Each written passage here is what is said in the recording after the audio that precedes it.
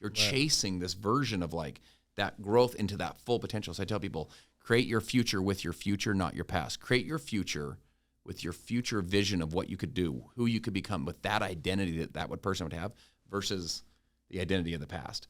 Real business owner. Whatever your situation is currently is not your forever situation. That's really what real business owners is, man. Like, we don't care where you come from, where are you going? Our goal and our job is to reduce the mistakes that you have to make or the money that you have to lose.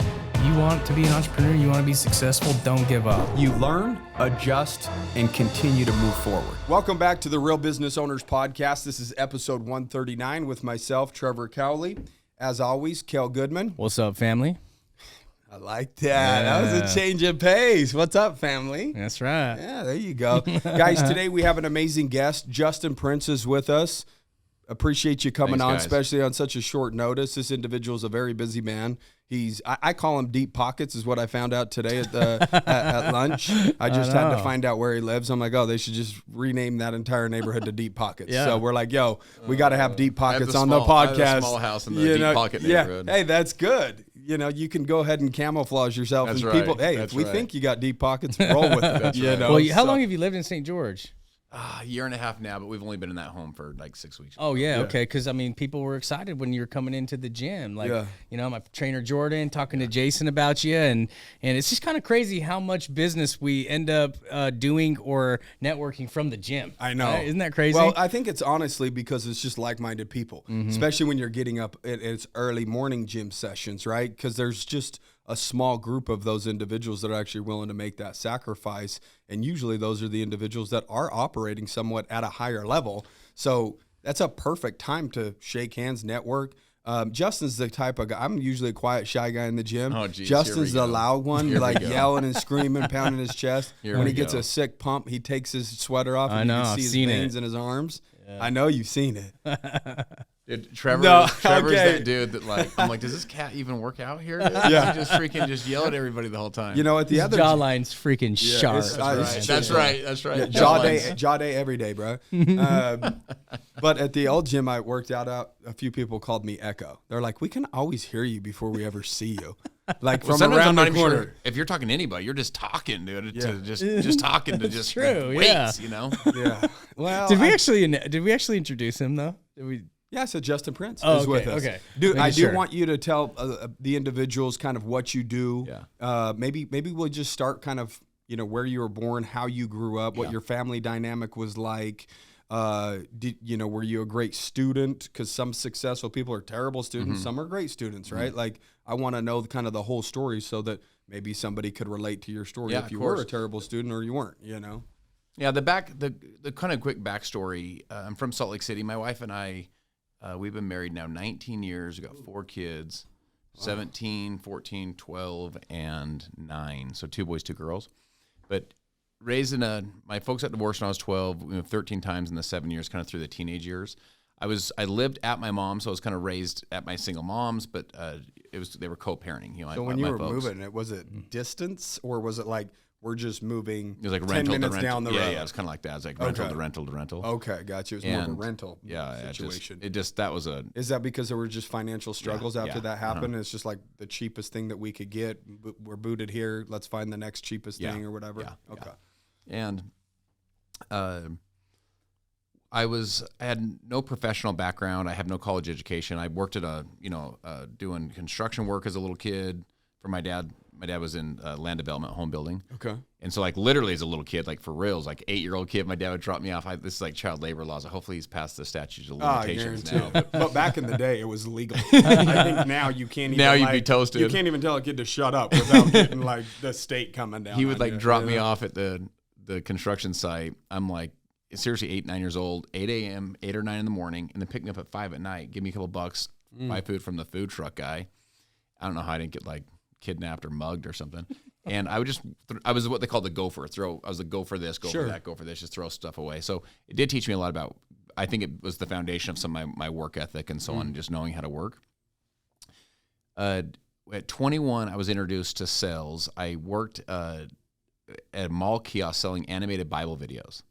So I tease people, I'm the dude at the mall. By the way, the mall, for all of your listeners, for their like actually younger. Yeah, it's not what it used to be. It's a place that all of us older people used to go when the Amazon was a river. We'd hang out at this place called the mall. Yeah, and we used to hang out there for like 4 or 5 hours. When we would like aimlessly walk around, there'd be these people that would like down. try and get your attention and suck you into their mall kiosk. I was the mall kiosk guy. You know? Sweet. I was the guy that would like make that long like way around the kiosk people. I was like, my God, that guy again. So I'm saying that don't make eye contact with them. That was everyone avoiding he's me. He's sunglasses. Like, That's I don't exactly need what another it pair is. of Oakleys or whatever. And did you slay it though? I slayed it. Dude. Yeah. I slayed it. So sales, I'm a huge proponent of people learning how to sell. We kind of were just talking about this a second ago. No doubt. But were Selling you yourself. super nervous, like getting that job, putting yourself out there, getting in front of people, or did you kind of maybe nervous for a day or two, but you kind of took to it like water really quickly? It's so funny. My very first day, I sold 19 sets, which doesn't mean anything other than that was like crushing it. Like most people would sell 0 for their first day or 1 or 2. Yeah.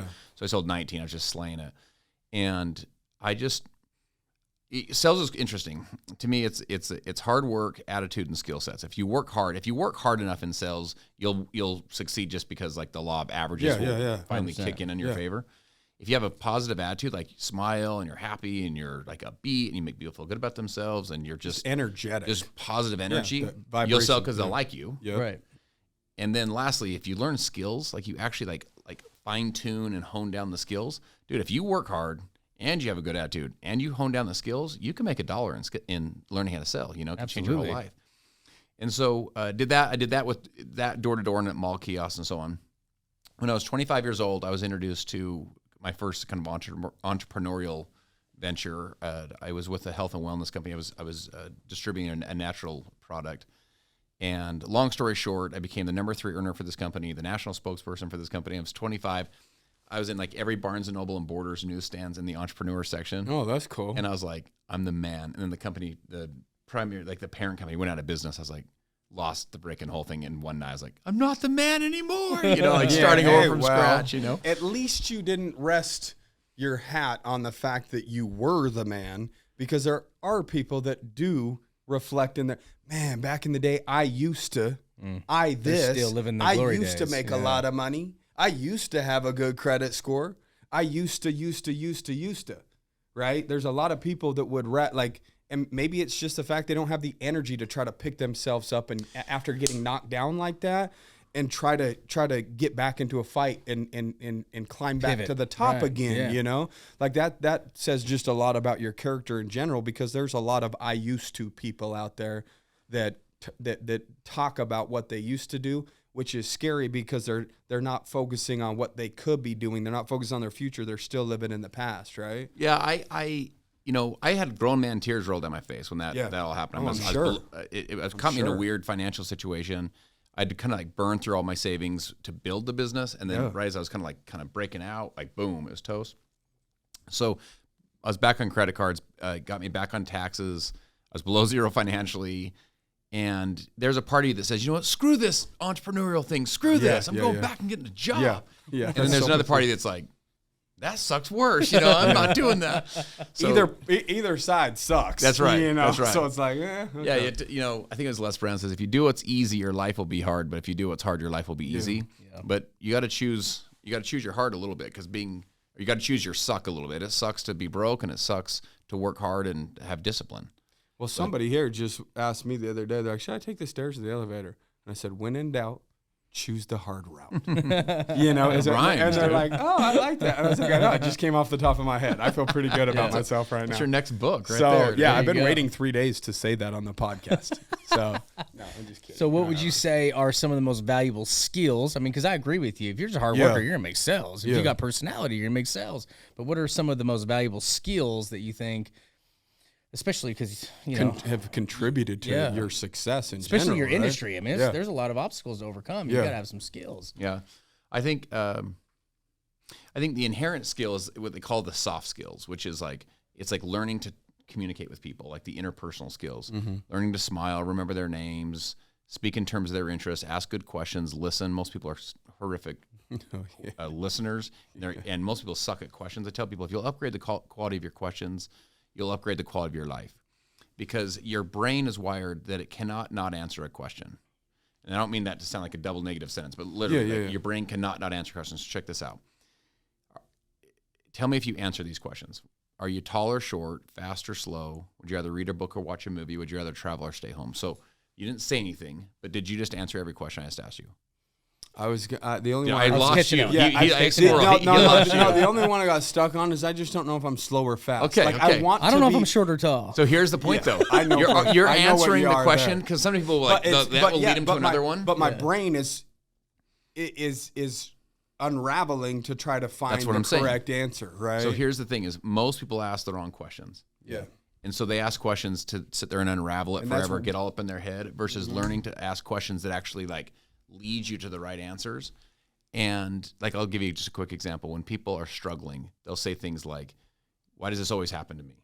Yeah. Versus, "What is this trying to teach me?" That's right. Where is this trying to redirect me? What questions versus what questions? That's right. Yeah.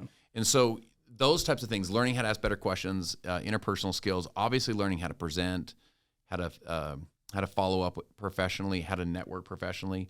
Let's talk about a big one. Yeah. What about, like, I mean, you've had a lot of success. You're saying all the great things of like what it takes like to be successful, but there had to be somebody that tucked you under their wing at some point somewhere, some form of mentor, some form of coach. We have them. Most high achievers have some form of coach or mentor.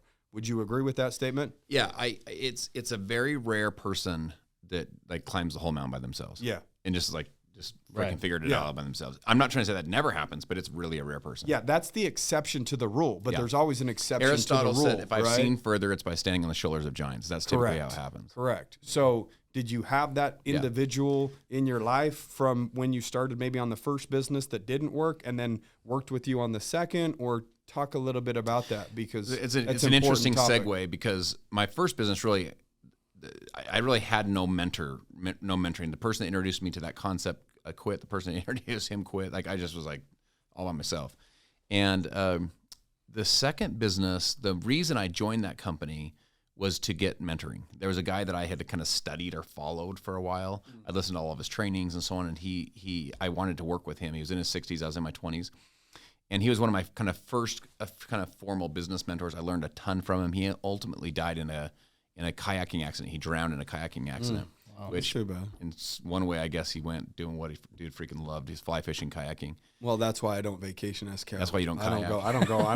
That's dangerous. I love that kayaking. Shit's dangerous.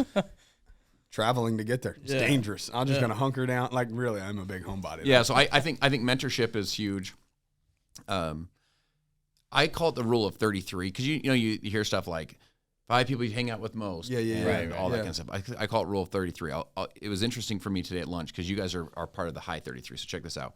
You want to the way I look at it is this: 33% of your time should be working with people, or surrounding yourself with people, or taking time with people that are in essence below you. Maybe below you economically, below you in their career, because you can be a mentor. And sometimes you learn most by teaching, and learn most by sharing and learning and so on. Like, when you learn something, go teach that to somebody else, so that your brain literally cements that lesson. That's what I do. Yeah, absolutely. Yeah, when you teach, you internalize it, and when you internalize, you own. So you learn it, you teach it, you internalize it, make it your own. Yes. So 33% with them, 33% is like your crew, just people that are in essence at your level. Okay.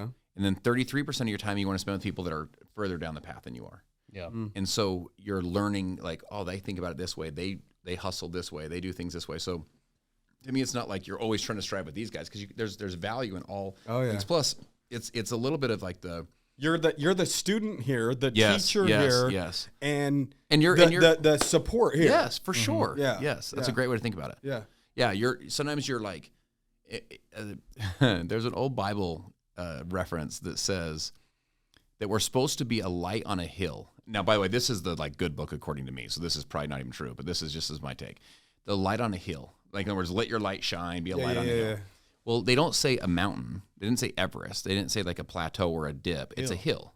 Everyone's walked on hills. Hills aren't that intimidating, but on a hill, everyone can get access to the hill. Some people are ahead of you. Some people are behind you. The ones ahead of you every once in a while could use you to like secure them. Like, yo, I got you, bro. You're good. And then there's other times when you could use them to give you a hand and have them lift you up. Right. And then there's people below you that you could be like, yo, I got you, pull them up. And there's times when you need them to kind of secure you. So there's value of all those networks. Yeah. Going up and going down, you know? I love when I hear new shit like New that. shit. I was It's just saying. like, I was just sitting there thinking. Yeah. I was like, I just love That's it. the gospel according to me, bro. You That's, know what I that's, mean? I love it, that's- dude. I love you. That spit should on it. probably stop. Amen. That should probably Preach. stop today. Hey, let's hit stop on that right there and just end with a banger. No, just kidding. No, it's true though, because no, you it hear all the was same amazing. things, and, Yeah. and it's true. I mean, this, you surround yourself with 5 people, you become the 6, whatever. You hear all the same stuff, but yeah, that's actually really cool. I like that whole analogy. I'm looking up the questions that I was going to ask you. Well, I'll finish the story on Yeah, the please. business. So I the second do. business, I ultimately figured that business out. So basically what happened is I thought it would take me kind of 2 months to get full speed, full time in that business. It took me 2 years. I was below zero financially, went and got 2 part-time jobs back. So here I am like chasing the dream to be free as an entrepreneur, working 2 part-time jobs, worked all night. How many jobs? 2. So I'd work on the weekend selling the I Bible videos. wanted to make sure people heard that 1 or 2 times because that type of work Well, ethic's so getting okay, but let me lost. say this though. Let me say this. I had a call today with a woman. She's struggling in her entrepreneurial business. This is really good for your people. Okay.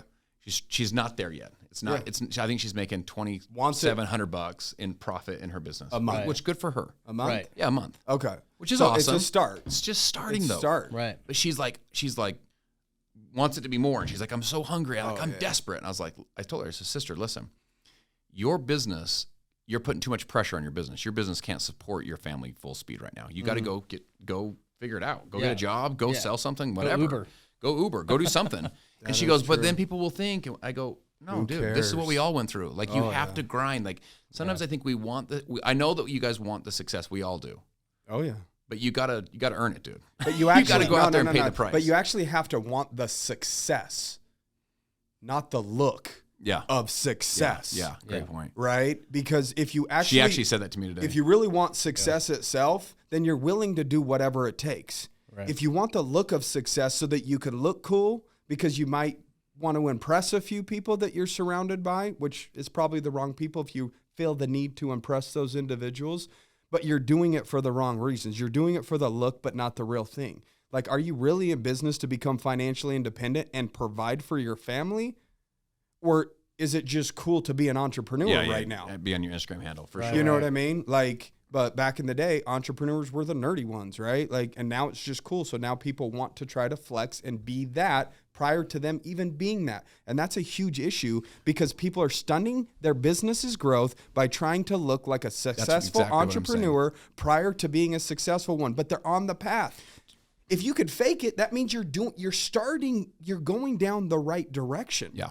But pump the brakes a little bit. Delay the On gratification. the lifestyle stuff. Correct. There's no question. Delay the Right. gratification. Once you can start getting it, delay it for another 2 or 3 years. Totally agree. And then you're I would right bro- where you need to be.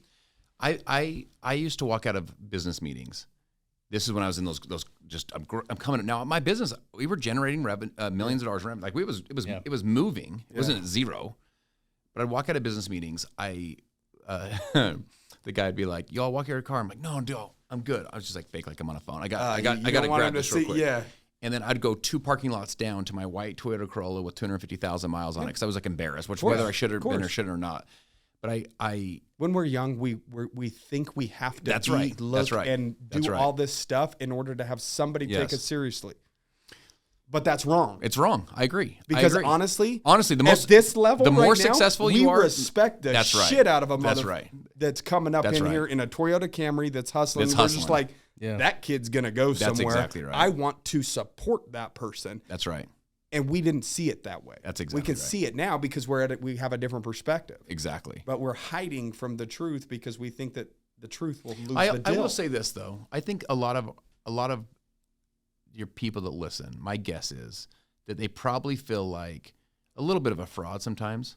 I think everybody does at one point or another. Not some just the sort of imposter syndrome stuff. Not Okay. not just that.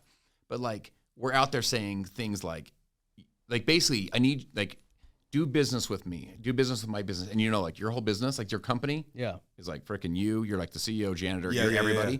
And you're like going and getting multi-million-dollar deals like you were talking about today. Like we're closing big deals with your business now. But when you're first out there hustling, you're kind of like, suck, dude. I hope I can deliver. I hope I got what it takes. I'll take this back to my organization and we'll get We'll get a process. That's exactly right. You know? That's exactly right. And so you feel a little bit like a fraud. And what I'd share with you is this. It's like, I think the authenticity of like, listen, this is where we're at. Always show up with confidence and work hard, but don't bullcrap people. People, they know, people aren't stupid. They can kind of figure it out.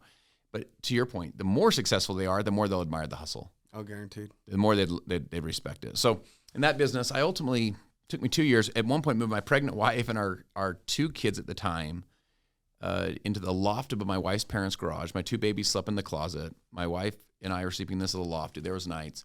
I'm laying there. It's pitch black. It's like 1 a.m. And I'm like, are you awake? She's like, yeah. She was like, are you awake? I'm like, yeah. I'm like, is this real? Like, am I going to ever accomplish this? Like, what am I doing with my life? And she's like, you got this. Like, I'm fortunate to have an incredible, incredible wife. Long story short, I built, a multi-million-dollar business with that company. I ended up selling it when I was 30. I did private equity consulting for 2 years. And then my current business, I came in as a consultant to a 25-year-old company. It was an interesting company, 25 years old, couple $100 million a year in revenue. So as you would imagine, that business is got its own complexities. Oh, yeah. Right. 20 plus countries around the world. It done over $6 billion in sales in 25 years. So it had its own culture. It had its own environment. It's a running business. Yeah, it's an entire organization. It's an entire thing. Its own beast, yeah. Its own beast. But it had 8 years of declining revenue. So it's like going the wrong direction fast. A double-digit per year declining momentum. revenue. That shows you momentum, good or bad, is momentum. That's bad momentum. 8 years. Right. That's right. So we came in with this task of like, okay, well, and by the way, the company had great assets, like a good asset base, but just a bad balance sheet. It just wasn't looking right. Right. So it was like, you guys got to go like transform this company. We're like, all right. The 2 hardest things to do in business, number 1 is a turnaround, and number 2 is a startup. Right. And we did both at the exact same time. We basically we just ripped this thing to the floorboards and just rebuilt. We created a brand called Modere, a concept called social retail that we thought was just this really cool social sharing model. And in the last, we're finishing year 7 right now. So we've acquired over 4 million customers with that business, over $2 billion in sales. We paid what we call our social marketers. We gave them a free app with a $10 code. We paid them like over $1 billion accumulatively in commissions. And we built just this incredible, cool business that I feel like we're just kind of getting the party started. And that whole story, and that's changed my whole life. That whole business changed my life. And I look at that now, and all of those early years, all the grind, all the stuff, I didn't like it at the time, but man, it makes you grateful at the end. Well, it makes you into who you are. Yeah, when you're saying that, I was just all I think of is the training ground.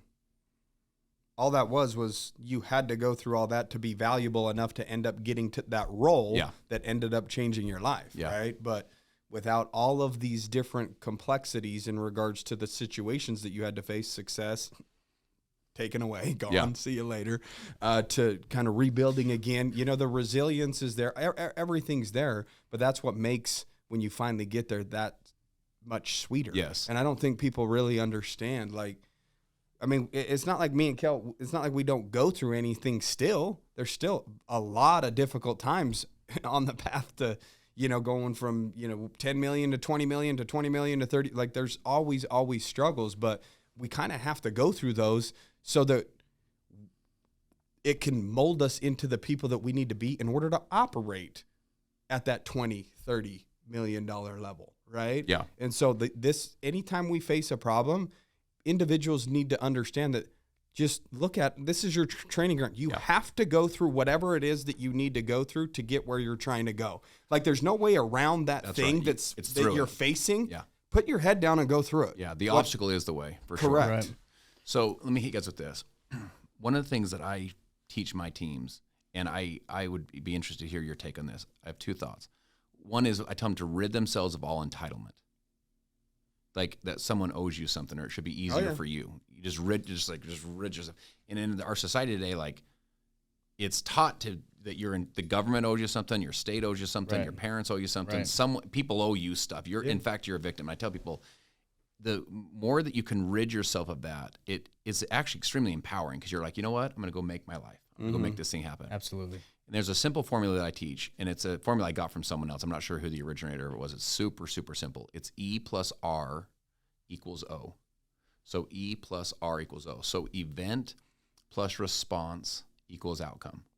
So a victim would say the E equals O, the event equals the outcome. This is what happened to me. This is why I am where I am. But you understand you're not victims of your events. Right. You're a victor of your events because you own the R. You own your response to the event. So the E plus your response equals the outcome. So you, what's his name?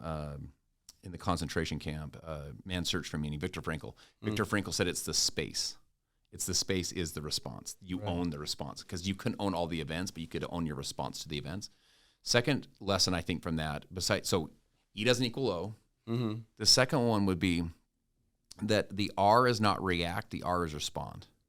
So great leaders don't react, great leaders respond. Right. I agree. And so you respond. It's how you get back up. It's how long do you stay down? How far do you fall? How long do you stay down? React is knee-jerk emotion. Yes, Boom, boom, yes, boom. There's yes. nothing logical Yes, about a yes. reaction. Yes. Like it just it's the same as the doctor hitting your knee, Yes. and boom, it comes up. A reaction is almost something that's really not as controlled. Yes. As a response. The very first way to respond versus react, the very first step, to your point, is you press pause. Yes. Yeah. It's like take a deep breath, press pause. You say to yourself, how do I want to show up right now? Yeah. Like, how do I want to respond? Bruce Lee talked about it having a mind like water. So he said, like, if you took a rock and threw it into a still pond, you throw it in, he says, how does the water respond? He says, totally appropriately. Yeah. To the size and the mass and the speed of the rock. Yeah. You know what I'm saying? I mean, how genius is that, dude? I mean, who thinks A mind like stuff water. like It that? doesn't over-respond and Yeah. it doesn't under-respond. It responds totally appropriately. That's your goal. Right. Yeah. And then the third lesson, so you have the E doesn't equal the O. R is respond versus react. The third lesson is this. This is interesting. Your R, your response, creates an E for others. The way you choose to respond in your life will create events for other people in their life. Right. It's true. So like if you're a parent, Good or bad.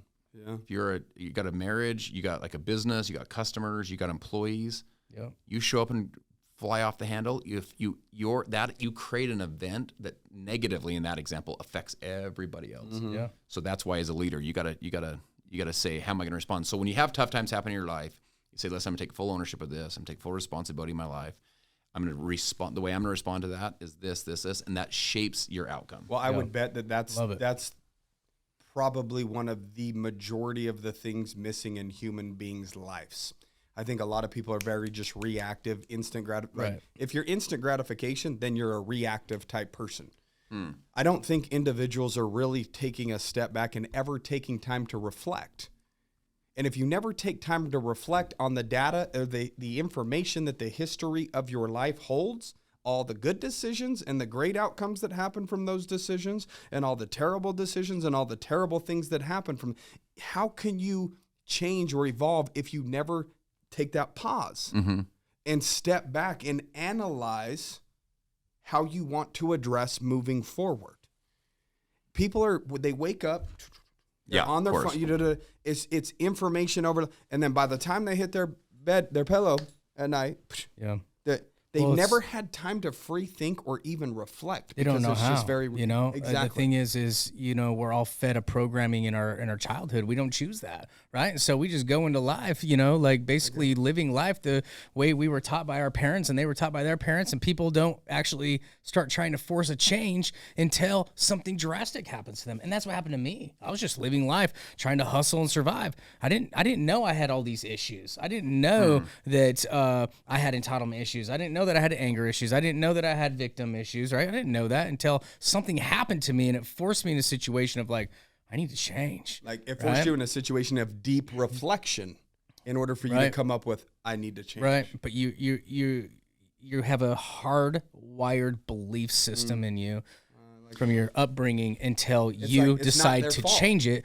And to change it takes a lot of work. And most people don't want to face that work. And so it takes 3 to 5 years of thinking differently to actually have it be hardwired, and so people don't want to do that work. They don't want to consistently, naturally practice new and different thoughts to change their belief system to change who they are. Yeah, but there's and I agree wholeheartedly with that. No, you're not responsible for how you were raised, but you're responsible for yourself today. Absolutely. And it's a matter of just taking control.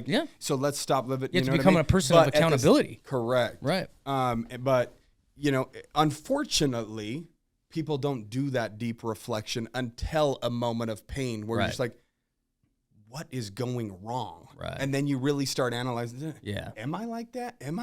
Again, the quality of questions you ask yourself determines the quality of answers that you receive, which is pretty much the notion that you made earlier today. Yeah. But most people don't ask themselves those tough questions until they're in a tough spot, because if you're in this fairy tale land of everything's okay, it's not terrible, but it's not great. That's it's the death of the middle. Correct. That's just death. When it's great, congratulations. Yes. Right. If it sucks so freaking bad you'll change, it's the death of the middle. The middle is just your life doesn't hurt bad enough. No man's land. Exactly. So most people live an entire life of reaction to distraction versus an entire life of intentional creation. One thing that's so cool about you guys, I was sitting with you today. I commented this to you guys. You guys have intentionally created a friendship, and then you've intentionally gone out and started creating economy, creating businesses. Like this idea, let's chase it, make it happen, right? Yeah. And that idea led to things and led to creation. It's a very creative mode. In fact, again, going back to the good book, and I'm an amateur in the good book, it's just a good point. Very first line of the Old Testament. I'm talking very first line. It doesn't, even if people don't know the good book, they'll know this. In the beginning, what? God did what? He freaking created. Right. Like the very first identity you learn about whoever this is this being, right? Is he's a creator. Yeah. And that we get to co-create in our lives. We're creators in our life. You get to create. And so most people live a life of reaction to distraction. Phones, life, just react all day. That's the whole life. Versus intentionally creating your life. I've done a lot of work with John Maxwell. And he tells a story when he went to a basketball game with Pat Summitt. I don't know if you guys remember Pat Summitt. She was the all-time winningest. Short. Right. She was was she Tennessee Volunteers for 20 ever. years, 30 years, she was or something. All-time winningest. I think she was all-time winningest college basketball coach, male or female. Yeah. This woman won 6 national championships. She's no joke. Yeah. So he goes to the game. She invites him into the locker room at halftime. So he goes into the locker room. Her players go into the locker room, and then all the coaches go into a side room. Right. So all the players are sitting there like this. And John's in there just, because he got invited in. And she's not in the room. Now, here's the all-time winningest coach, 6 national championships. This woman's got a lot to say. Not even in the room. The kids, the players, go up to a whiteboard like this, and they picked up a marker and answered 3 questions that were on the whiteboard. The questions were, what did we do right?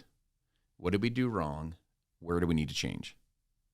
The coaches walk in. Pat Summitt walks in. I mean, you can imagine this lady could lecture for days on what to do. Sure. Right. She walks in, looks at the whiteboard, makes 1 or 2 comments. They do the whole all right, put your hands in the middle and 1, 2, 3. 1, 2, 3, team cheer. Yeah. They walk out. Right. And John's like, what the heck was that? She didn't even say anything. They go to dinner after. Speech? That's right. We go to dinner after to a steak dinner, and they're sitting there, and he goes, you got to tell me about the halftime thing. What was that? You didn't even say anything. And she goes, when I was a young coach, I was an assumptive leader. I just assumed everyone got it. And she said, I realized what I had to do is stop assuming and just ask them, what are you seeing? What are you experiencing? And she said, when I stopped assuming, she said, in order to lead your people, you first have to find your people. You have to stop assuming they get it. Stop assuming that, that they are where they are. So here's what I'd share with you. This whole thing about your life.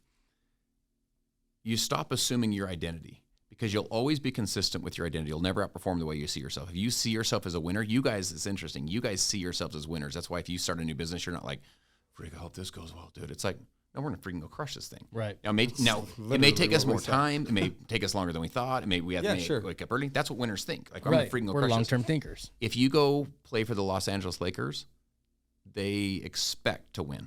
It's not like, man, I hope this year. If you go play for the Sacramento Kings, they're used to losing. It's okay to lose. If you lose, it's just, if you make the playoffs, they're like, wow, good for you. Yeah, they didn't expect it.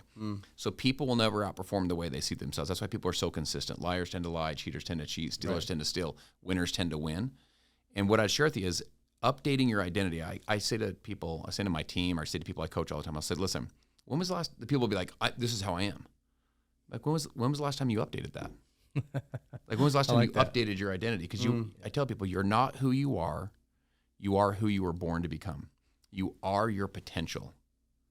So don't get lost in the words here. Think of this. When you were 17, you were who you were, but you weren't who you were. You were who you are now, and you aren't who you are now. You're who you were born to become. You're chasing this version of like that growth into that full potential. So I tell people, create your future with your future, not your past. Create your future with your future vision of what you could do, who you could become, with that identity that person would have versus the identity of the past. Right. And man, when you start getting more like, what am I doing right? What am I doing wrong? Where do I need to improve? What's the action item behind improving? That's right. Yeah. Then all of a sudden you start updating, who do I have to become that person? Yeah. And you start stringing it together. You start stringing wins together. I don't think people understand the power of choice, and they really need to sit back and understand the power of choice. They need to understand they have choice. They have, right? They choice is so powerful, and everybody has that. It's the power. choice to respond. Yeah. Exactly. And whether it's respond, I can leave this podcast right now and get in my truck, drive to Vegas, buy a plane ticket to freaking Timbuktu, and go stay there for a week. I have that choice. Does that mean I'm going to do it?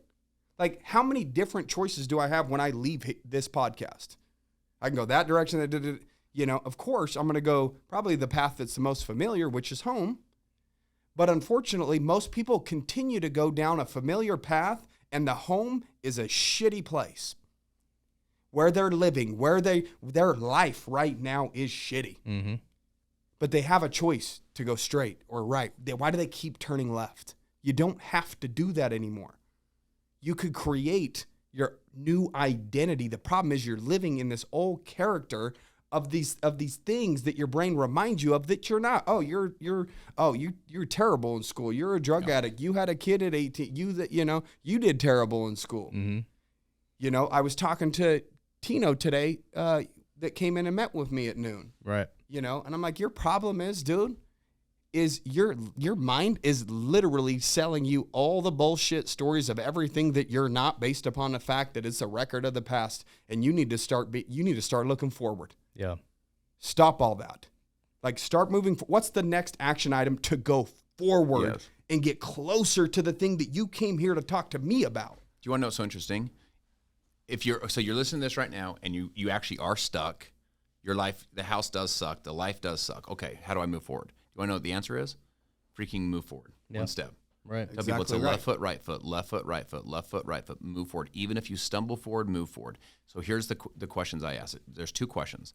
One is, what is the attitude shift that I need to make to move forward? Because if you're in a freaking bad headspace, so I'll give you an example. Like, what could I be grateful for right now? What could I be excited for about right now? Who could I serve right now? Like, you start asking these types of questions. Second thing is, what's the next physical action I could take to move my business forward, move my life forward? Next physical action. Physical meaning like I'm going to do something, not just think about it or freaking go like want it to happen or hope it happens. That's an action I'm item. Physically, like I'm going to follow up with the customer. I'm going to send that email right now and say, set up that entity. That's for exactly me. Right. Or let's do the business deal. I've thought about it, whatever it is. We've been on the fence about hiring that. No, hire the employee. Yes. Next step. Is that going to get you closer to the goal that you said that you had? Then do it. Yes. No matter the emotion or fear that's behind it, you move forward. That's it. There's no other option. The other option is look around you. Yep. How do I shift my attitude? What's the next action? And then just ask it again. How do I shift my attitude? Next action. What's also interesting is this. Winners string wins together. Winners bloom where they're planted, and they start stringing wins together. That's how you create positive momentum. You guys remember that thing years ago? I think it was at malls or whatever. You put a quarter in, and it would just like spin and spin and spin and spin and spin. And then towards Still find the them end, here and there. Once in a it while. would go fast and then fall in the hole. Into the thing. Yeah. That's how momentum works. Like, it just is like kind of like long and just like you're never going to get there. And then all of a sudden, like, woo, woo, it starts building up momentum. The problem is most people have negative momentum. That's actually happening in the negative. Reverse. Absolutely. And so you have to, the way you stop it is stopping it and asking those two questions. Okay, how do I shift my attitude? What attitude shift could I have? Like, what could I be grateful for right now if I had to be? Second one is, what's the next physical action? And then you start going back up to create positive momentum. Same thing with positive. You get going, and all of a sudden it's just like success is just attractive, and people are like, "You're amazing." You're like, "I think I am. Let's go." Yeah. And you start to just build this life, but it's positive momentum. And the way you start it is those two things: shift your attitude and take action. I think when you talked about like shifting attitude and gratitude or whatever, I was thinking about this just the other day on one of my walks. I'm like, there's so many different things that we have the ability to do every single day that we take for granted. Even just the fact of just human interaction, we take that for granted. Like, if I put your ass in solitary confinement for 2 years, you seeing another human being and having a conversation would be like Christmas Course. morning to a freaking 3-year-old. For sure. Right. You know what I mean? But we have conversations every day that we don't feel any emotion. We're not grateful for them because we have them every day.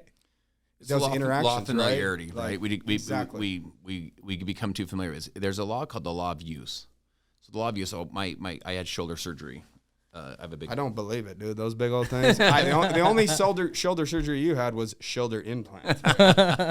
So when I was 16, I blew up my shoulder trying to impress girls doing a handstand push-up, and then playing basketball, I blew it out, and so I have a scar right here. For 6 weeks, I believe it was 6 or 8 weeks, I was in a sling, but it was like you couldn't. You had to like wrap it when you showered. Like you literally couldn't use the arm, you know. And then you had to go through rehab, dude. Even as a 16-year-old kid, I had a decent build. I lifted weights, the whole thing. When you don't use your arm for 6 weeks, it's the law of use. What the law of use says: what you don't use, you lose. Yeah. So my arm atrophied, and so one of the ways to feel gratitude is recognize the gifts and then use them, dude. Yeah. Because when you don't use them, you lose them. Right. The law of use kicks in, which is if you don't use it, you lose it, and also you start to atrophy in that skill, atrophy in that gratitude that you should be feeling. You know, when you realize that most of the world lives on $2.50 a day, you're like, yo, I'm listening to this thing freaking right now on my iPhone. Like I'm doing just fine. Get your freaking head right and like get back to work. What do you think? What would you say is something a large amount of people value that you don't? You know, you kind of just the first one that comes to mind that you kind of talked about earlier is kind of that instant gratification. Like it's not that I don't. I mean, Of course, everybody wants what they want, and they want it right now. But Nobody listen, wants like to delay shit. the willingness to like say, I'm gonna make long-term investments, or think a little bit long-term, or plant today knowing I'm not gonna harvest for years, or plant. I tell people always do more than you're paid for as an investment in your future. Always is a big word. Right. Always isn't sometimes or occasionally or every once in a while. Always is always. Yeah. And then you don't do what you're paid for. You do more than you're paid for. And you do it as an investment in your future. And when I say investment in your future, not just investment in your economic future, but you do it as an investment in the person you're becoming. Like, Yeah. I've traveled all over the world for my own business, but I've traveled all over the world speaking. Like back in the day, I'd speak for people for free in different countries around the world because I was just trying to serve them and add value and just. But it was serving me. I was growing. I was maturing. Like I was becoming the person that I'm becoming now. And so you're always doing more than you're paid for as an investment in your future, but that takes a little bit of long-term thinking, a little bit of like casting vision out. Yeah. But you were giving your time, your energy, your effort, but yet at the same time you were still receiving. Oh, of course. And so No question. that's something that people need to keep top of mind as well. There's takers in the world, right? And but when you give, you said, "Oh, I learned so much when I did that." But you weren't getting paid to do it. Right? Like a lot of people they disregard the amount of what ultimately serving can bring back to your life. The amount of financial gain, the amount of, filling up your soul, right? Like all of these different things, these great things that can happen when you're just of service. And when you're just of service, the funny thing is the universe is watching. And we've done a lot of shit for free in the last 2 or 3. We've done. Kel was in that office over there, 2 days ago, yesterday, because somebody sent a DM going through a tough ass divorce. And he says, "I get it, bro. Like, let's hop on a call." You know what I mean? What did you get? How much did you get paid for that? Nothing. But We had to put off some shit that we were doing in here so that you could peel off and go do that phone call. Right. The universe was watching. That's the right thing to do, for sure. The right thing to do. He gave his time and gave his, he's been through the divorce. You always do more than you're paid for. That's exactly what that is. So let me say this, dude. There's an old Bible verse, and I'm not trying to preach. I love them, dude. Yeah. Let me say this though. Hey, right in. So far, I've learned new verses. yeah. So this far, is all according to me. yeah, This is the Bible according to Jacob P. You exactly. better be careful in Yeah, those. yeah. So it says, You might want to fact check. if you lose yourself, you'll find yourself. Right. If I lose my iPhone, I lost my iPhone. I didn't find anything. Yeah. So if I have a bushel of grain and my kids are starving and my family's going to die, I'm hungry. If I grind it up, I can make bread and feed the family. But if I'll take the grain and I'll lose it, I'll give it into the soil, I won't get back a bushel of grain. I'll get back 1,000 bushels of grain. If I have $1, the reason people invest dollars versus spend $1, if you have $1 and whatever you use, you lose. Whatever you hold, you'll lose it. Yeah. You have $1. If you just use it, you'll lose it. It's gone. But if you'll invest it into the marketplace, you get back $1,000. Or are you following what I'm saying? Like you get back a return. Same thing's true with your time. Right. When you're starting a business, you're like, dude, I don't have any time. I got a job. I freaking got a bunch of stuff going on. I got kids. I got their things. Well, in the nooks and crannies of your day, late at night, early in the morning, during your lunch break, maybe on the drive home, you build a business. And you say, well, I don't have any time. You take that little time you have and you invest it into the marketplace, and it gives you back 1,000 hours of time. Yeah. And so what you give, you actually get back. You think you're giving. No, dude, you're receiving 1,000 times. Right. Yeah. It's like I was simultaneous. trying to make that point, but you just did it way faster and easier than me, and I don't like it. Now it's the Justin Prince podcast. That's right. I retire. Yeah, no. Kel, any last words? Oh man, that was cool. I was sitting here just enjoying the conversation. Yeah, you me know too. What I mean? I really, I did too. It's just refreshing. Keith Craft?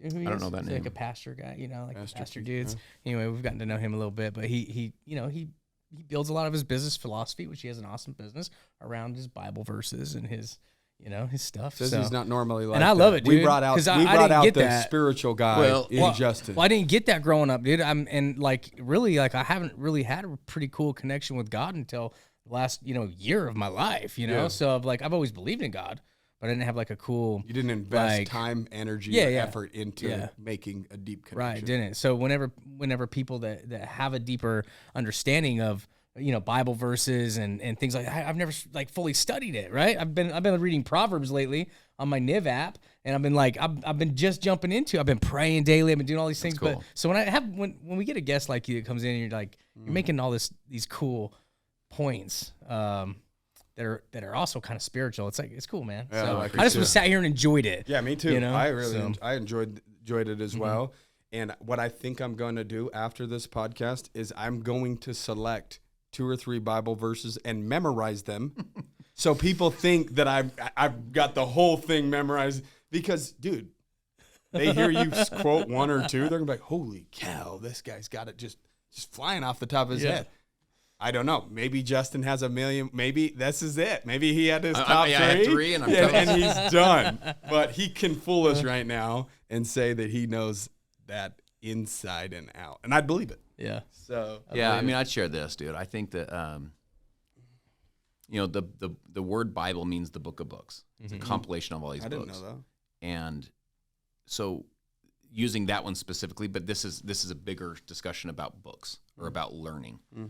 Is you just become a student of the best books. Yeah. The books of the books, right? In that case, it's the book of books, which is the compilation of all those books. But then you become a student of these different books, and you say, like, what can I learn from the Stoics, from Marcus Aurelius, the Roman emperor? What can I learn from these different everything, these different eras and these different Bible things? And you say, like, with some of those Bible verses, entire civilizations have been taught on those concepts. Yeah. Right.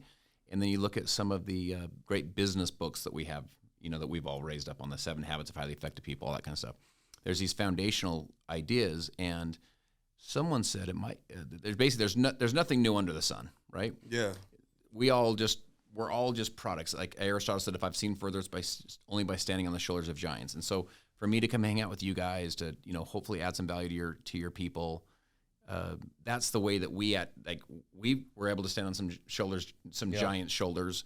People get to stand on ours. People get to stand on theirs. We all we're all just kind of a collection of the whole.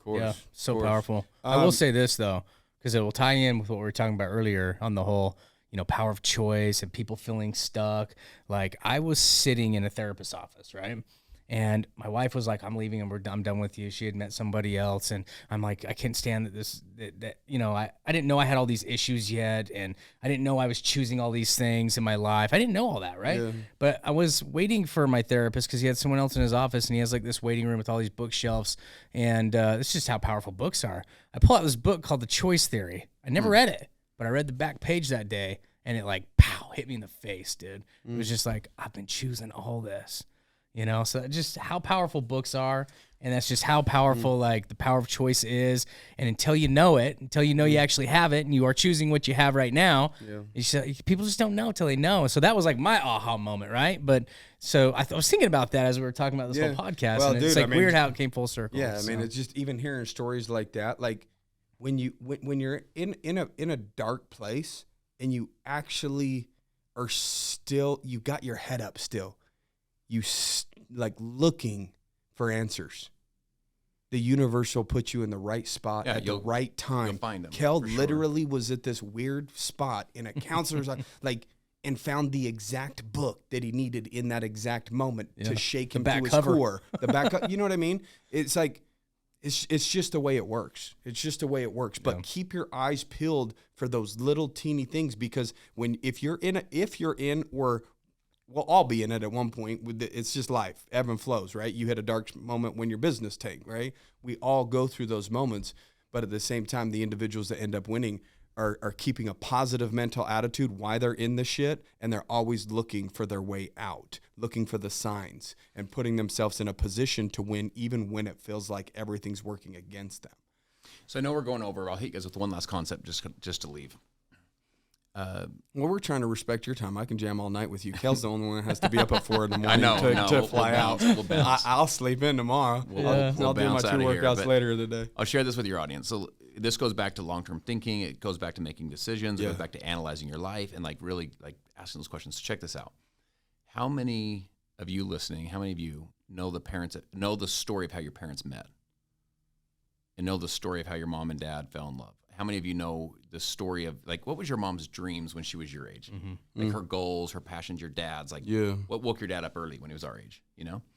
How many of you know the story of your grandparents? Like, how did grandma meet grandpa?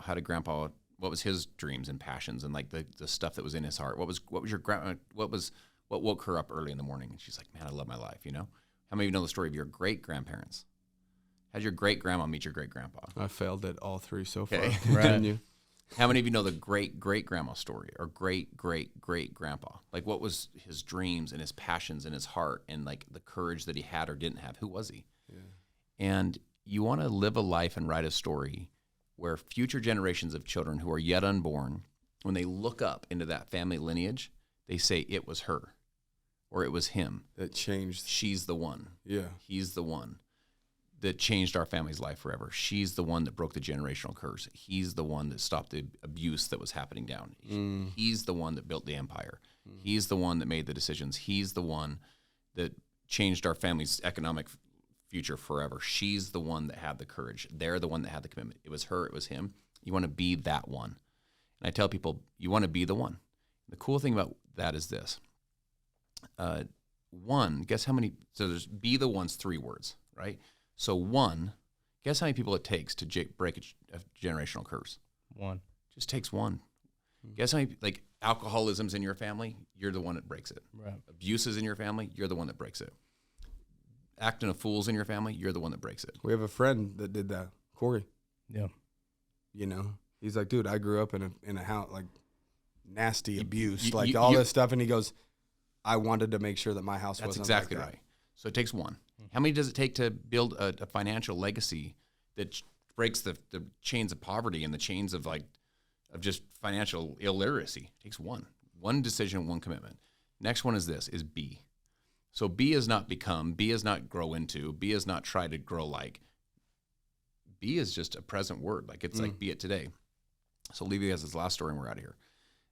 There's a young man growing up in Wichita, Kansas, flunking out of high school, hanging out with the wrong kids, flunking out of his life. Sounds like I would have kicked it with him. You guys would have been homeboys. Oh, guaranteed. So raised by a single mom, May of his junior year, he promised his mom he'll go take the SAT test. So SAT, if you remember, had 2 sides, a math side, comprehension side. It's 800 points per side, 1,600 total. Kid goes and takes a test, gets the results back, and he's completely stunned. I've heard this one. He scores a 1480 out of 1,600, which means the kid's a freaking genius. Yeah. So he takes it back to his mom, and his mom said what all of our moms would have said to us. She goes, "Did you cheat?" He goes, "Mom, I did not cheat. This is real. For reals, Mom, I did it." He said, "I tried to cheat, but the way they had the bubble and Scantron, I couldn't cheat." She goes, "Man, my son's pretty smart."